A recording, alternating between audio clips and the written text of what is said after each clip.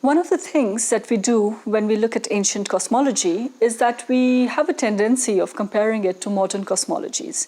And that's both a good and a bad thing. Or rather, it has both advantages and disadvantages. So long as we don't do it too strictly, I think it's actually a good thing.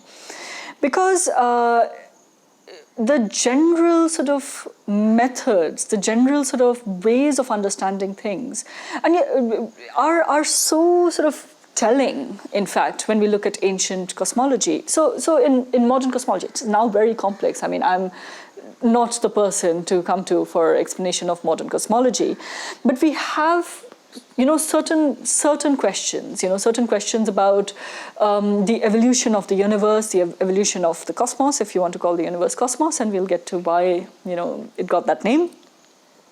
But, the idea of the universe, the kind of idea that we have, and I'm using a very sort of school child sort of explanation, so what is given to school children, is that Earth is definitely now, everybody is told it's not the center of the universe. We don't know what the center of the universe is, to be honest. And the Earth is just one tiny planet, part of like a not very important solar system, part of one of the galaxies, and that too in like one sort of part of the galaxy, not even near the good center of the galaxy. Even in that galaxy is one amongst many galaxies. It is constantly expanding, and but in the immediate sort of where we are, the Earth is revolving around the sun along with other planets. The sun is also probably sort of moving, I think, if I got that right. So, and on this planet somehow, I don't know how, but we have life, and this life then you have sort of, geological and biological explanations of the evolution of life on Earth, of the evolution of the Earth itself. So, we have a certain picture of the world which is now standard, but which we are still working on, but there's a standard school child explanation that we are all given, when we sort of are in like lower classes in school, which does not explain everything, of course. We don't have any quantum mechanics at like, in class 4 or class 5. But when we start with science, we do have some explanations that are given to us about cosmology, about the place of the Earth in the universe, about the way the universe evolves, about, the birth and dying of stars. I remember that was one of my favorite parts in sort of school. At that time, it was part of physics. About, the birth of a star, how the stars then, how do we have black holes, how do we have neutron stars? So that all of these things were part of what we were taught in school. Now, the thing is that this picture, in some ways, is, it is fairly recent, first of all, in the history of the universe, and also it took certain revolutions in scientific thought to get here. But it is not exactly, the first time that people have asked these questions and come up with these answers. There were more naive versions of this kind of an explanation of the world earlier. And that's what is very interesting when we look at these ancient cosmologies, is that there was even, in 6th century BC in Greece and its surrounding sort of areas in the Greek-speaking world, there were these struggles between different conceptions of the universe. At that time, however, it was more about who wins more followers and who sort of, survived till this time. But because, they weren't able to prove it, it was a question of who comes up with the best kind of explanation, who comes up with the best theory. But proof was something slightly more difficult because the experimental apparatus was not as developed as we have now. Even now, we have theories and we are still trying to prove them. So it's not like we are done with the world of unproved theories or hypothesis, as we like to call it now. So we used to have, what we will be looking at, some of the original hypotheses for the construction of the universe, and it's a very fascinating picture that they built. And in fact, sometimes with some things, like for example, when it comes to the question of the origin of life, how did life begin? And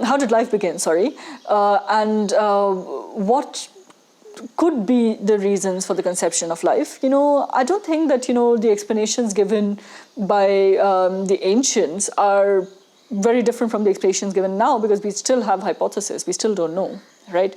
So it's a question of hypothesis that we'll be looking at, and the question is about what is interesting is with the level of scientific knowledge that they had at that time, how good an explanation could they come up with? And it's not about how perfect it was, because they obviously did not have quantum mechanics. They did not necessarily they couldn't even prove that the world was heliocentric. There was a huge debate, there was a debate about that.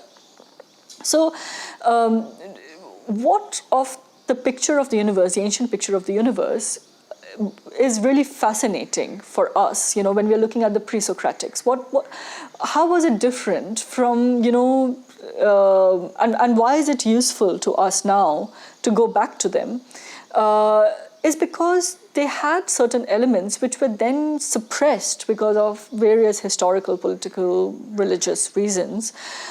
They had certain concepts about the structure and the evolution of the universe, in fact, the change in the universe. And the word evolution itself should tell us something here, because what was so startling, what is so startling to us now, but at that time it was just one part of many different hypotheses, is that they had a fairly evolutionary sort of concept, some of them, and not evolutionary in the way that we understand it in modern biology, not exactly, but certain proto-elements of an evolutionary sort of, hypothesis of the origin and the development, the process of the universe, of the earth especially, can be found amongst the ancients. Yeah. So the idea about that the world, in fact, that there is evolution, that too is not something that is just given in the history of science and the history of philosophy, because as you would sort of, if you look at some of the scholastic sort of the texts of the scholastic era, influenced by Aristotle, there is an idea that the universe is there. It is a perfect universe. It's the best of all universes. It doesn't change. Yeah, it doesn't change. There is no evolution. So the idea itself of evolution was the fact that the universe can grow, can sort of decay, can change, can you have there is formation and sort of dissolution of parts of the universe itself, and the idea of how different sort of living beings, and including humans, sort of have evolved or can evolve from something that they were not to something that they are now. So the kind of something close to a biological evolution, something close to a geological evolution. So all these things were part of some of the explanations that were given, versus some of the slightly later philosophers, from like Plato, who is a bit more complex, but the idea was that it was created by this demiurgos, this craftsman god of a sort, right? So created by this sort of a craftsman of the people, kind of a god, based on permanent forms that already existed. Yeah, but if the permanent forms exist, unless there is a creation of new forms, you have a permanence to the different forms that will appear in the universe. I mean, this is a very simple explanation, but we can maybe discuss Plato at the end of the whole course. Then, or with Aristotle, where you have you have a lot of change, and you have potentiality and actuality, which is like acting between them, but in order to sort of, have an explanation of, or have a distinction really between the natural world and the celestial world which is perfect and therefore should not change that much. So he would have a sort of break in the kind of matter, right? The kind of matter which would move. So with Aristotle as well, the evolution then becomes, in fact, Aristotle was, arguing against Plato, his teacher, and fighting against him. But in fact, at the end, it turns up to be a very sort of, formalist system nevertheless, where there are certain forms which then appear in sort of matter, and the matter can then take certain forms. If there can be aberrations, but they are aberrations, so it's not evolutionary. It was like that forever, and it will be like that forever, right? So even Aristotelian system is not evolutionary. After Aristotle, then we have, for example, the Stoics. And the Epicureans are absolutely different. So we'll get to the Epicureans. Well, not absolutely, but they are very different when it comes to this question. You have an idea of what they call the eternal return, right? So the idea was that the universe does evolve and change, but then at some point it goes out into a conflagration, into an ekpurosis, and from that ekpurosis, then the seed remains. It's like a phoenix, and from the seed, then the same universe is born again, right? So then again, evolution, not really, right? Because then we are eternally returning to that same universe, which is the perfect universe, and which is why it doesn't change. So the idea of evolution that we have, for example, that we will have in Empedocles, or even better in the atomists, is itself something that was different, and which was picked up later on in the early modern period, and then picked up by the more 19th, 20th century physicists and philosophers. So there was, one of the elements of the pre-Socratics that we'll be looking at will be the evolutionary part of it. Then another one is a difference between a mechanistic explanation of the universe and a teleological explanation of the universe. Now, what are these terms? A mechanistic explanation, sort of in which things can be explained by reducing it to, basics of matter and motion, right? You have matter, and it moves via a certain mechanism, and these are the things that need to be explained, but there is no goal for it, right? So let's say, one element meets another. It's not with a plan to become something else. It's not with like an end goal in sight, but it's chance, right? So the idea of chance and necessity, and how do chance and necessity interact, is sort of also very interesting amongst the pre-Socratics. Versus a teleological explanation, which was favored by Plato, but also by Aristotle, especially by Aristotle, that any kind of action, any kind of event, any kind of formation is towards the goal of forming something, right? So one of the I remember reading it somewhere. One of the explanations of Aristotle's sort of actuality was that. If something is sort of, let's say you have something rising from the bottom of the ocean, it is rising to the surface because there is a surface, right? So the idea of, like with Aristotle, if you asked Aristotle which came first, egg or chicken, well, Aristotle would say chicken, right? Because the species chicken needs to exist for the egg to be sort of to take that form, so that the egg is just the proto-seed which would evolve into something that already exists. The form of the chicken already exists, right? While if you do not have a teleological explanation, what happens is that you have these different elements, seeds, but something new can emerge, right? So in fact, some of you are working on emergence as well. In fact, with the atomists, for example, emergence is a really, really important concept. Because we don't know, when things meet each other, there are certain structures that they follow. There are certain systems that they follow. That if this meets in this way, this is what will happen. Is one of the concepts of necessity that they have.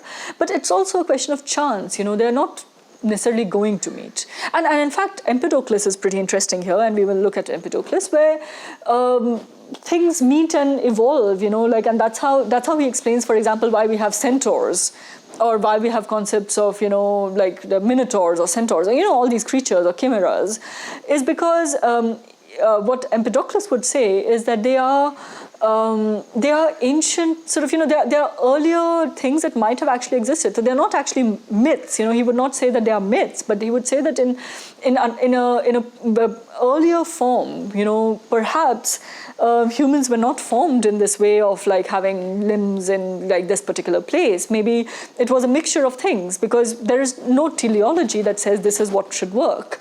In fact, with the atomists, you do have this kind of an explanation that human, like, different bodies were formed, and some survived and some didn't. So you even have the concept of survival of the fittest actually out there. So, teleology and evolution in that sense, or rather non-teleology and evolution in that sense, do go together a lot. I mean, I'm not saying that, evolutionary theories, cannot have teleological sort of, basis, but with some of the ancient philosophers, you would notice that they are evolutionary and non-teleological. Sometimes they are teleological, we'll get to that as well. And in our title, we had also, we had focused on these two elements, matter and motion. And this actually is pretty important, because these are the two things that bring together a particular explanation of the cosmos, a particular view of the world, which is different from the others. Because by giving primacy to matter, by giving primacy to matter over form in some ways, we skip the teleological part of explanation. In fact, what we start doing is we start thinking of, matter as changing, as evolving by chance and necessity, by a combination of them, to form new things. And in fact, there's also a question that, these philosophers would ask about divisibility of matter. Is it made of indivisible particles? Then these indivisible particles then combine and form new things? Or is it infinitely divisible, but then if it is infinitely divisible, it's an infinite continuum? And if it's an infinite continuum, how do we understand motion? If it is indivisible particles, maybe we could just understand the first motion, or maybe we give an explanation of some motion that, okay, maybe there are indivisible particles that are moving about randomly and then they collide, versus the sort of idea of there is continuous motion, which means that we don't really have what moves it, what moves things, what sets things off into this continuous motion. And then the problem of, an original mind or God or something that is the cause of motion then sort of enters into the system. Right? So, and then you have the idea of, like the ancients had this penchant for coming up with a single theory, for a desire for a single theory for everything. So, everything needs to be explained in that one theory, which is something that, modern scientists, and especially post-Popper, falsificationists, do not sort of do that to that extent, right? So you have, so the place of this hypothesis becomes less important now.